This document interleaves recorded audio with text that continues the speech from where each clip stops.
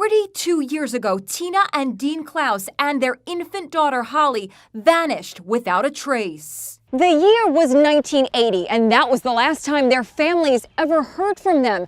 Tina, Dean, and baby Holly had simply disappeared. Where were they? Were they even alive? Nobody knew. 3 months later, the bodies of a man and woman were discovered badly beaten and dumped in the woods outside Houston.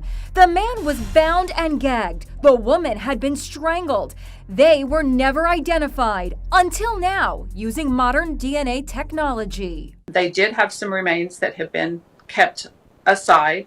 We took pieces of those and extracted DNA from them. What did you find? What we found was the people that they were related to. And so I picked up the phone and called someone that we knew was related to these victims and asked them if they had ever had missing family members. And they immediately said yes. After all these years, the mystery of what happened to Tina and Dean was finally resolved. But what about baby Holly? Could she still be alive?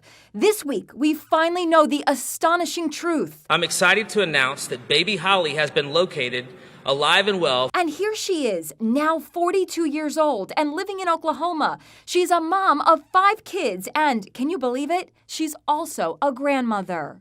What happened to baby Holly is still being pieced together. It seems that the people who killed her parents spared her life and brought her to Arizona, where they abandoned her on the steps of a church. A loving family who belonged to the church took Holly in and raised her as their own, not knowing her parents had been slain.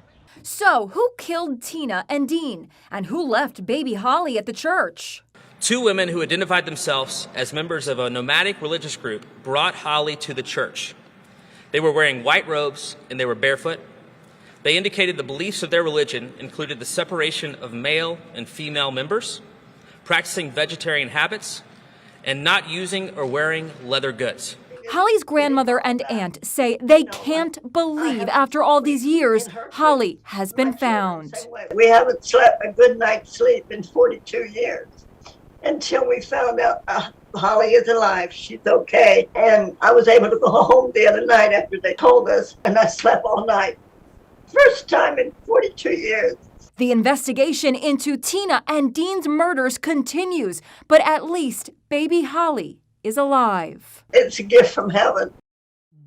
Holly has met her biological family virtually and is planning to meet them in person soon. Investigators are still working that murder investigation into her parents. Anyone with information is asked to contact the Texas Attorney General's Cold Case Unit.